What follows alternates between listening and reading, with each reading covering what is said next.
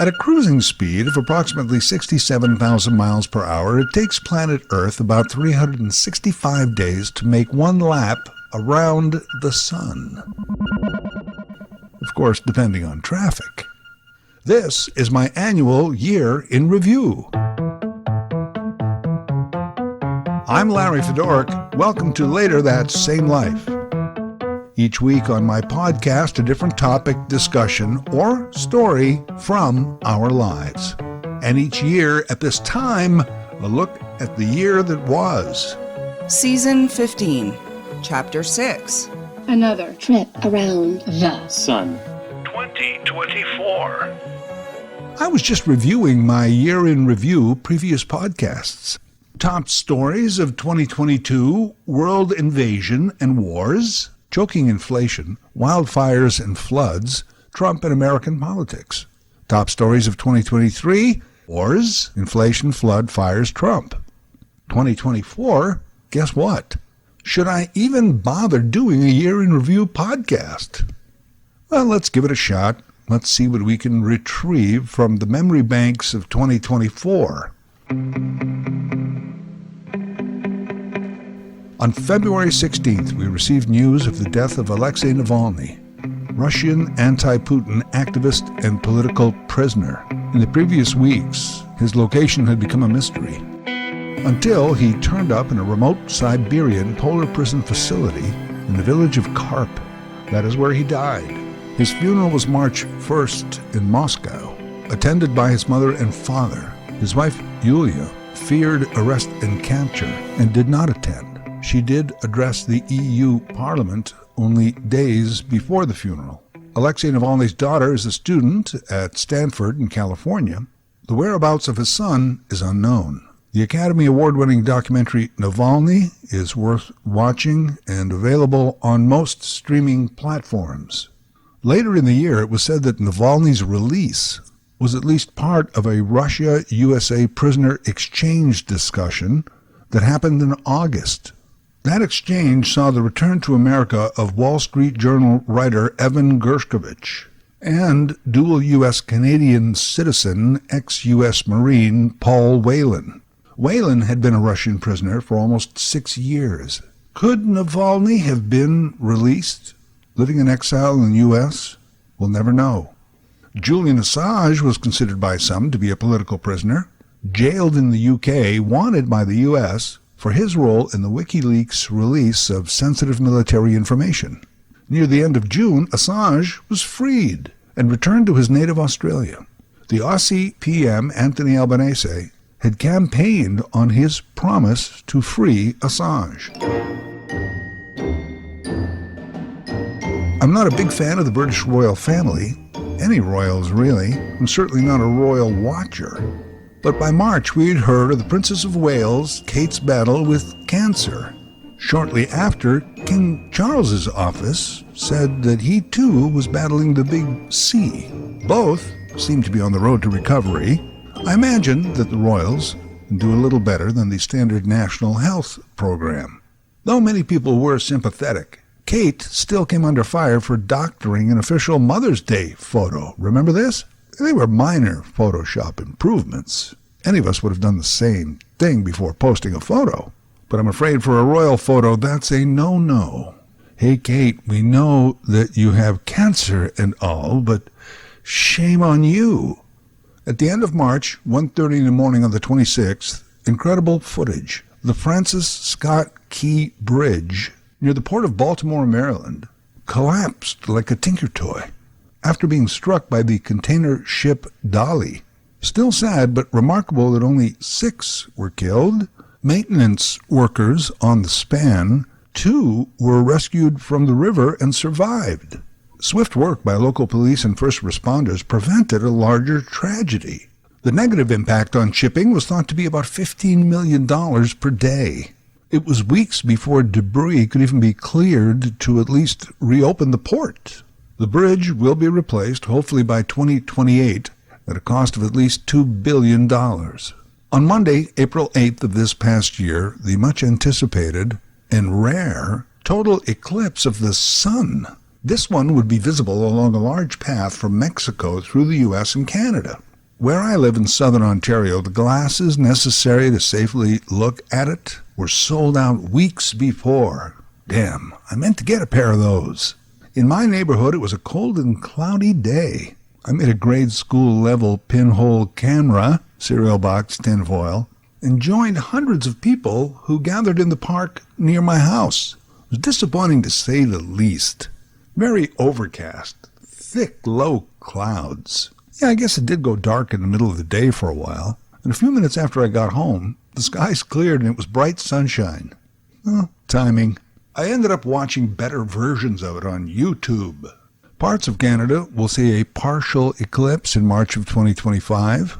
Next total eclipse August of 2026, but visible mostly in Iceland, Greenland, Russia, and a small portion of Portugal. Oh, and, of course, on YouTube. Once again, in 2024, extreme weather events as a result of climate change. The main categories are wildfires and floods. Not enough water where we need it, too much where we don't. There were literally hundreds of examples. Here's just a few. Remember 2 years ago when Spain nearly burned down? They lost over 300,000 hectares to wildfires. That is an area equivalent to the size of, well, Spain. All right, not quite, but it's a lot. This year, that country experienced extreme flooding, loss of life and property. West African countries like Nigeria, Cameroon, and many others also had severe flooding. That was during July and August. In Canada, the picturesque resort community of Jasper saw their community and surrounding national park ravaged by fire. Over July 22nd to 24th, 20,000 people had to evacuate. In late June, there was a wildfire near Churchill Falls, Labrador, threatened a hydroelectric plant. Workers had to evacuate and run the plant remotely. Had the fire progressed any further, the plant may have had to shut down, cutting power to a large percentage of Quebec and the Maritimes. In August, Calgary and the surrounding area were under attack from a severe hailstorm. Hailstones the size of chicken eggs, $2.8 billion in damage. Earlier in the summer, Calgary went through a man-made disaster, a major water main break. That resulted in weeks of water rationing. There was even talk of canceling the Stampede. Multi-jurisdictions pitched in. $25 million later, taps were running and lawns were being watered. Many city governments are now on alert over deteriorating infrastructure.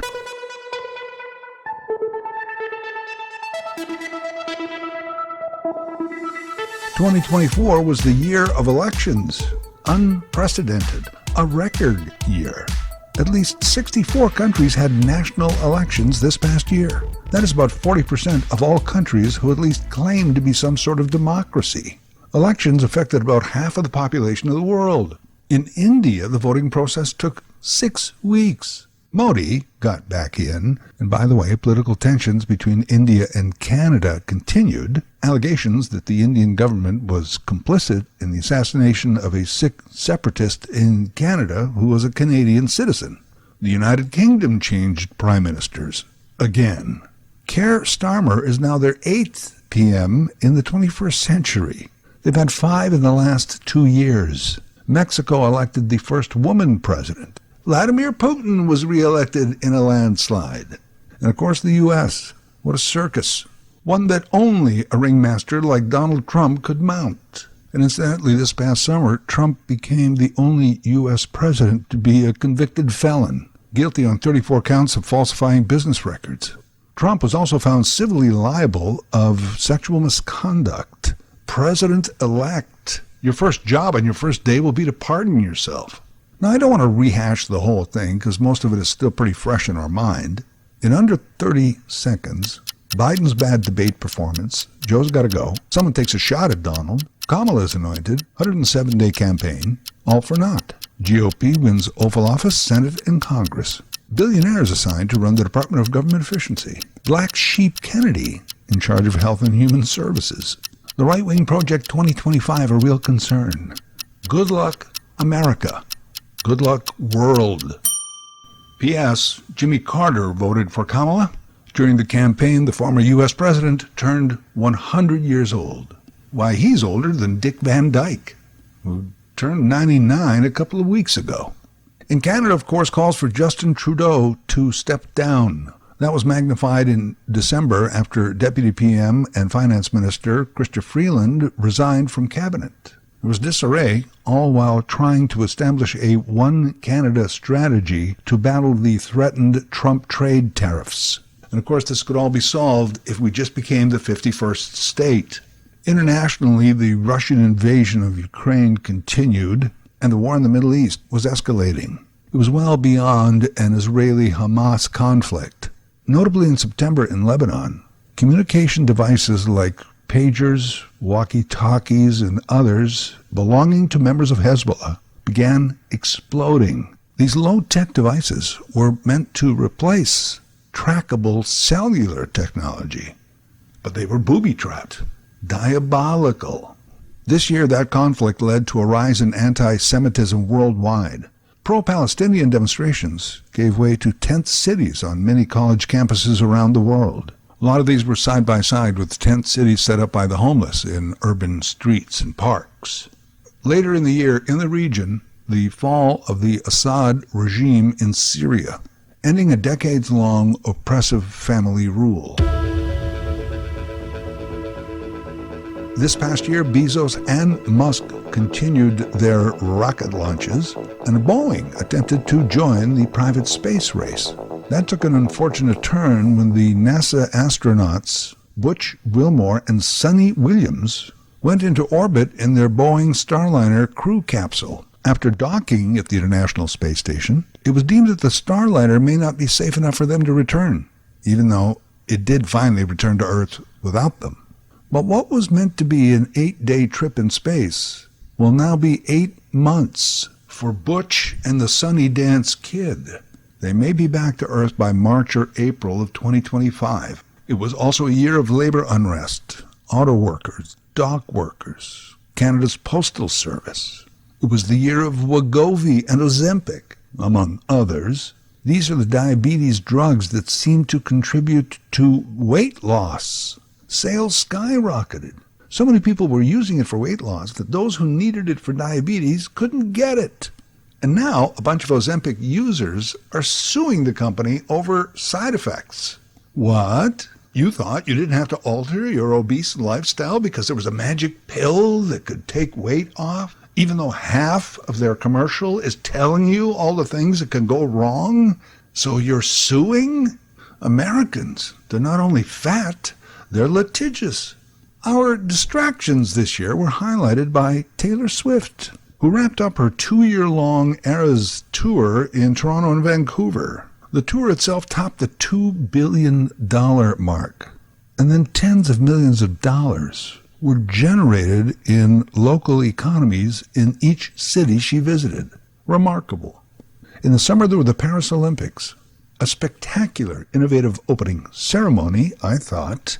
Canada's Summer McIntosh dominated in the pool. Canada won gold in the men's 4x100 relay, anchored by Andre DeGrasse. American gymnast Simone Biles cemented her status as greatest of all time. This year, the bird flu made the jump to humans. But the good news is, it was noted that the murder hornet has now been eradicated in North America. Villains of the year, aside from Trump, include P. Diddy and assassin Luigi Mangione. Well, now hold on. The latter has been hailed as a hero. Saint Luigi, all for unaliving a healthcare insurance CEO.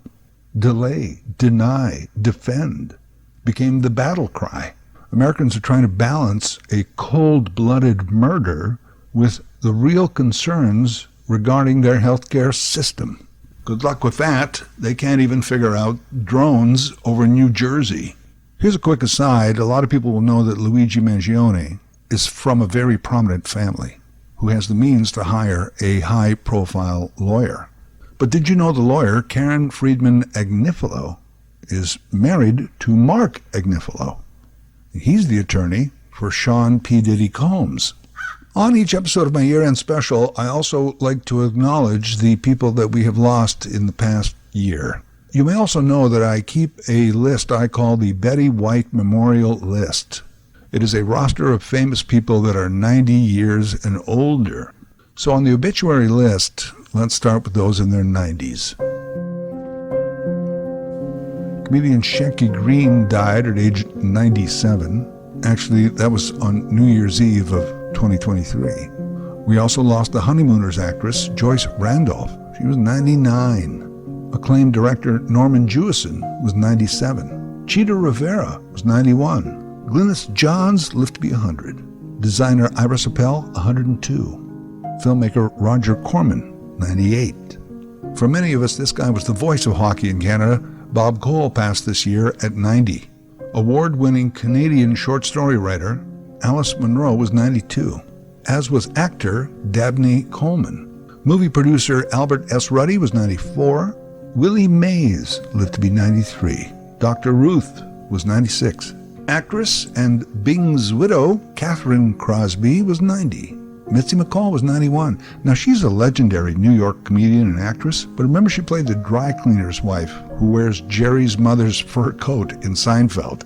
That was Mitzi McCall. We lost Bob Newhart at age 94. Blues legend John Mayall was 90. Actress Gina Rowlands was 94. Hollywood Squares host Peter Marshall, 98. Jack Long was 95. Who's Jack Long? Well, every musician in Canada has probably at least once been in a music store known as Long and McQuaid. James Earl Jones was 93. Ethel Kennedy, 96. As was actor Earl Holliman. Quincy Jones, 91. These are all incredible long lives lived. Others on the obit list. Well, since last year's review podcast, we lost Tommy Smothers, actor Tom Wilkinson. From motorsports, Cale Yarborough, Gilda Ferrin, and later in the year, Bobby Allison. Noreen Virgin passed at 77. She hosted the popular kids show in Canada, Today's Special, and later CTV's Eye on Toronto. Gone are actor David Soul, politician Ed Broadbent, and singer Melanie. Rocky's Carl Weathers was 76. We lost Toby Keith unexpectedly at 62. Passing in 2024 were footballer Kenny Plain, singer Steve Lawrence, and as mentioned, activist Alexei Navalny. Comedian Richard Lewis passed as the final season of Curb Your Enthusiasm was streaming. Lewis played himself on every season of that show. At the end of February, the passing of former Canadian Prime Minister Brian Mulroney. No longer with us, singer Eric Carmen, actor Louis Gossett Jr., and SCTV staple Joe Flaherty. And while out searching for the real killers, O.J. Simpson died on April 10th. Gone are columnist Rex Murphy, musician David Sanborn, hockey great Ron Ellis, and TSN staple Darren Detition. Super Size Me author Morgan Spurlock died due to cancer complications at age 53. Basketball great Jerry West passed at 86. You know the NBA logo, I'm sure you can picture it now. That is actually based on a photo of Jerry West. Later in the year, basketball also lost Dikembe Mutombo and Bill Walton. Show business losses included Donald Sutherland, Martin Mull, Shelley Duvall, Richard Simmons, and Shannon Doherty. Gone this year, the great golf legend Chichi Rodriguez, or as WKRP's Les Nessman called him, Chai Chai Rodriguez. Meanwhile, real-time news anchor and political host Lou Dobbs passed this year. Carol Bon Jovi died at age 83. Get this. Her obit reads, former Playboy bunny, U.S. Marine, and mother of John Bon Jovi. Wow. Phil Donahue was 88, as was actor Elaine Delon and Wally Amos. Wally Amos, creator of famous Amos cookies. In August, the loss of musician Greg Kihn, of hockey star Johnny Goodrow, who along with his brother Matthew killed by a drunk driver in New Jersey while out for a bike ride on the eve of their sister's wedding. We also lost James Darren, Tito Jackson, J.D. Souther, Maggie Smith, and John Ashton. Now, John Ashton was in Beverly Hills Cop, and he was also the other bounty hunter battling Robert De Niro in Midnight Run. Chris Christopherson passed this year at 88. L.A. Dodgers legend Fernando Valenzuela passed in 2024, and so did baseballer Pete Rose. And saw him play as a Blue Jay, Hall of Famer Rickey Henderson. Also passing were actor John Amos, producer Alan Bly, and Iron Maiden's lead singer Paul Di'Anno. Former One Direction singer Liam Payne died at age 31. That was in Argentina under suspicious circumstances. We lost actress Terry Garr, Canadian politician John Horgan, and comedian Mike Bullard. Singer Jack Jones passed, actor Ron Ely, Mod Squad actor Michael Cole, and game show host Chuck Woolery. And at 89, the amazing Kreskin. That is my 2024 celebrity obituary list as of the recording of this podcast. Hopefully I did not miss one of your favorite stars. In closing, I did a quick study, various sources, on Word of the Year for 2024. Word of the Year. Cambridge Dictionary chose manifest. Manifest as used by celebrities. To imagine achieving something that you want in the belief that this will help you make it happen. Manifest it. Oxford chose brain rot, a condition we experience after mindlessly scrolling websites. My favorite, though, and I will be trying to use this word a lot in the coming months, is from Macquarie Dictionary. Enshittification. Enshittification. It describes the general decline and deterioration of service and products, especially those of an online nature. Isn't that a great word? Wish I'd thought of it. Further enshittification. Well, at least we've got something to look forward to. So, Happy New Year, and all the best for 2025. Later That Same Life is written, produced, and voiced by Larry Fedoruk. Larry Fedoruk, 37 @gmail.com. Subscribe to Larry's podcast YouTube channel. Get automatic notifications with each new episode.